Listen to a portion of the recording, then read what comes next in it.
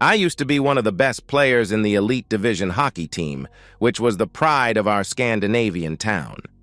As a hockey star, I got a number of invitations to all kinds of events, and I accepted to act as a model in a fashion show. To my great pleasure, a very handsome blonde girl and I were to be a bride and groom in the grande finale of the show.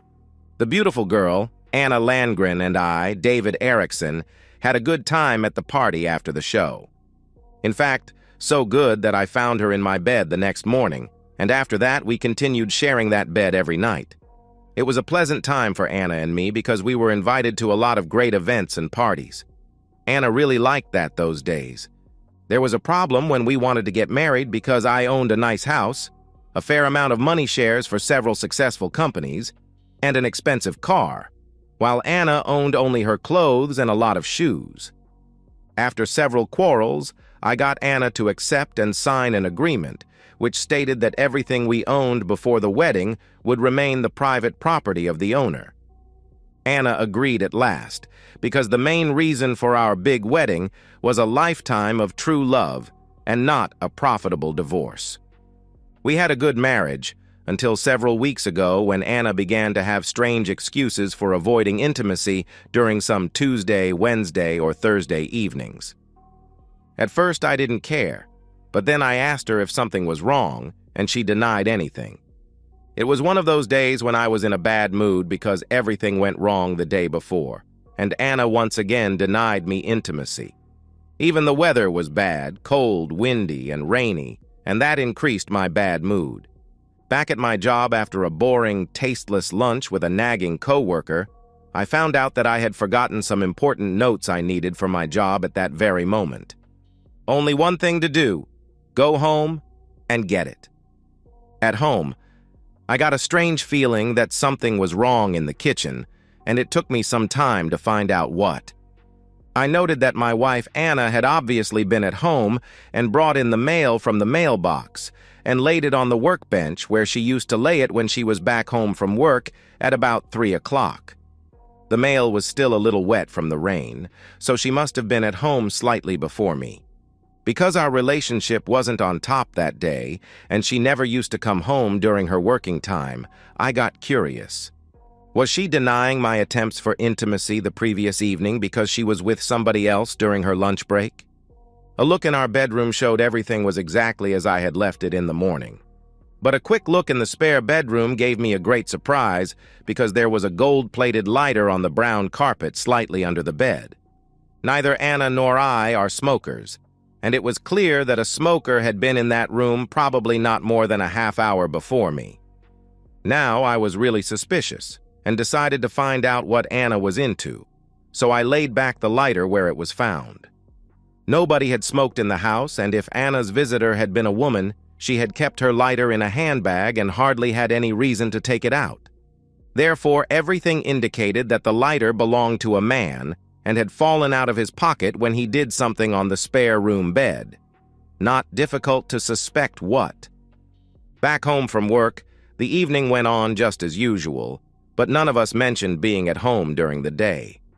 When Anna was hooked to a TV soap opera she used to watch, I went to the spare room and found that the lighter was gone from the floor but not laid anywhere I could see it. Not in the spare room, not in the kitchen. Later in the evening, I pretended to have some important work to do before going to bed, so Anna went to bed before me and was sleeping when I came to the bedroom.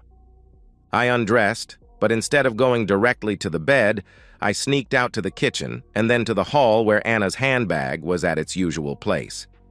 A quick look at it showed that the lighter now was in her handbag.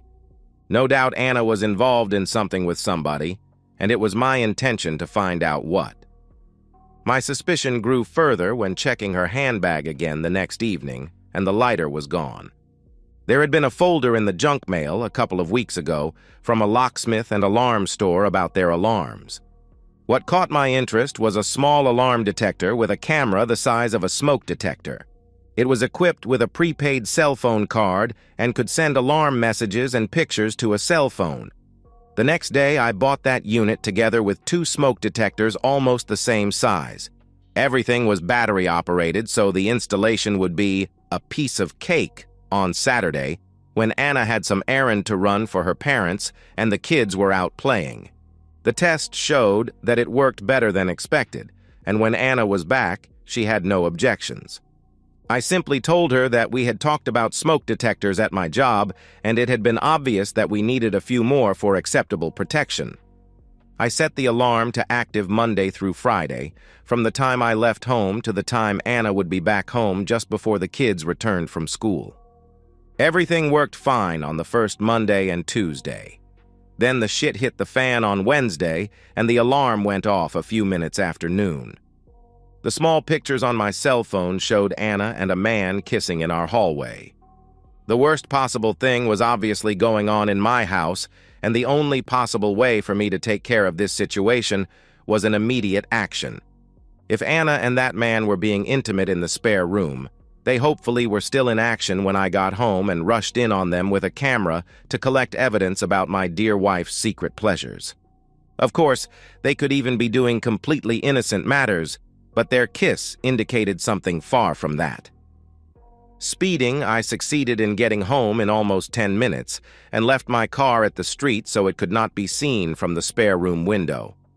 I sneaked into the house as silently as possible and could neither hear anything from the kitchen nor the living room. The spare room door was closed, but coming closer, I could hear some muffled sounds from there. My camera was switched to automatic action, taking 9 pictures with every push on the button. I took a deep breath, held the camera in a fast grip, opened the door, and went into the room. I was prepared to see the worst, and that was exactly what I could see. Anna, who still had her blue top on, was lying on her back with spread legs. Between Anna's spread legs was a man's white ass pumping up and down. He was wearing a bright yellow shirt, so it looked like the Ukrainian flag. My entrance took them by surprise, and I took a second serial of 9 pictures before I put the camera in my pocket. I took a few steps to the bed and gave the still surprised man a couple of very hard hits in his face. Obviously, I had got him rather groggy because he didn't try any attempts to resist when I dragged him off my screaming wife. Taking him to the door and throwing out him of the house went without any real problems, maybe because I gave him a few further blows on the way. Back in the spare room, my now loudly crying wife had put on her small black-laced panties and held up her trousers. I told her, "Sexy dressed for lover boy, get out and take away that damn garbage I threw out. Get out of here and take it away from my property." My sobbing wife tried to tell me the standard crap talk of such matters. "I'm sorry and can't explain how it could happen, because I didn't do it intentionally. I promise you that it was both the first and the last time I'm doing such a stupid thing. Please forgive me." I took up her lover's trousers from the floor, put my hand in the right side pocket, took up the gold-plated lighter, held it up before her, and said, "Don't lie to me, because I know for sure that today it was the same procedure that has happened every week in this room." When Anna saw the lighter, she understood that I had seen it for a week ago and had drawn the right conclusion about why it was under the bed. Now she screamed, "Oh my God!" Anna's lover boy was a co-worker of hers by the name of Richard Gillendahl. I had met him and his very beautiful wife at a dinner hosted by one of Anna's bosses. A look at his driving license found in his wallet told me it was correct. It even showed that he was 8 years younger than Anna. After that, I told Anna to go out to Richard with his clothes. She did, and a few minutes later they left in her car. I rang my job and said I would stay at home for the remaining time that day and some hours the next day. My marriage was crushed to pieces, so there was no reason for me to let that cheating Richard have a happy marriage with his lovely wife. Action had to be taken as soon as possible. Though a strong temptation to sit down in my most comfortable armchair with a bottle of the raw Rockstar whiskey Jack Daniels that I had won in a lottery at my job, I decided to fix the necessary things first and save my sorrow for later times. The first thing to do was download the pictures from the camera. Though most of them were okay when seen in the camera, one of the last pictures was great on the computer screen. Both faces were visible, and Richard's privates, now out from Anna, were clearly visible and had lost their firmness, indicating that Anna was cheating with a very poorly equipped man. It was a very humiliating picture for both of them. The second thing to do was a phone call to the bank where Richard's wife was working. When she took my call, I simply told her the truth about what Anna and her husband had done in the spare room. She gave me her email address, and I sent her the picture. My next step was to find the phone and email list for employees at Anna's job, which I knew she kept somewhere in our home. It was found in one of her drawers. I sent the picture to 10 important people at the office where Anna and Richard worked. The first of the expected phone calls came 10 minutes later. It was from Richard, who shouted, "What the hell are you damn idiot doing? Be sure that I'll get you regret it." My reply was, "What the hell are you doing? You made a big mistake and have to pay for that." He shouted again, "I'll sue you." "Why in the hell are you whining? You want Anna? You got her and can keep her forever." He hung on. The next call came from a crying Anna. "How can you be so cruel to me?" My reply was short. "Who is cruel? Don't you think it is a cruel humiliation for me to find my wife cheating on me in my own home? That is a damn cruel humiliation indeed." Anna ended her call. Of course, sending the small penis intimate picture of the cheaters to many people was a nasty thing to do. But I didn't regret my actions because I could not see any other options for my vengeance. I was fighting for my own reputation. I had worked hard to be an admired star in our hockey team, respected for never stepping outside, doesn't matter how famous or rough players we met. Though it was several years since my last match, I was still very popular among our team supporters and our junior players. A man to look up to, a man who, thanks to the hockey, had got everything a young hockey player could dream about. If I had let a man be with my beautiful wife without taking any vengeance, my reputation would have turned from an admired sports star to a poor wimp and a laughingstock. Not my way to play games. The problem wasn't if I had been too cruel to Anna and Richard. No. My problem was if my actions were rough enough to be regarded as an acceptable revenge among the public. Though the Tiny Tool intimacy picture had only been mailed to 11 people, I was sure that it would be out in the whole town within a short time. Then I got my third phone call. It was Anna's mother who said Anna was in a total mess at her house and would stay there for a while, so it was up to me to take care of the kids. After that, she began blaming me for what I had done to Anna.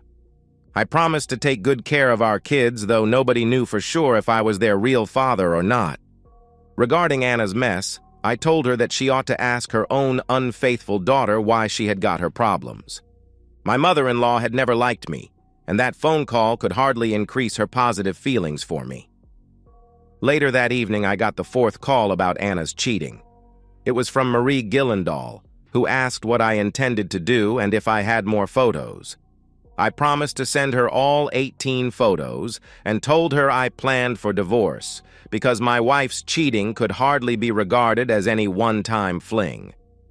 Marie said Richard had confessed that his affair with Anna had lasted 5 weeks with 7 intimacy sessions in my house, and neither Marie could see any possibility to avoid divorce in her marriage with Richard. Only a few minutes after Marie's call, the doorbell rang and Anna's mother stood outside. I let her in, and she told me that Anna would stay with her for a week, so I got a chance to calm down. I replied that I was as calm as a cucumber and would be filing for divorce the next day, because now I knew for sure that Anna had been with Richard in my house for at least 5 weeks, but probably a much longer time. Anna's mother turned pale and quit her nagging at me when she saw the small penis intimacy picture of Anna and Richard. Anna slept in the spare room for 3 months until Richard and she found an apartment they rented together. As expected, they were laughing stock in our town for a while, but such matters don't last forever because there are always new public scandals replacing the old ones.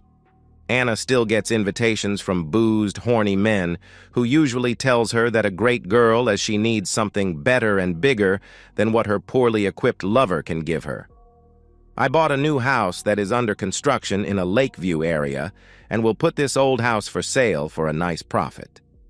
Though Anna acted as an unfaithful wife against me, she is a good mother, so she and I are sharing the custody of our children. A DNA test verified that I'm their father. I'm single and am still missing Anna as hell, so there have not been any serious attempts from me to find anybody to replace her. One thing is sure.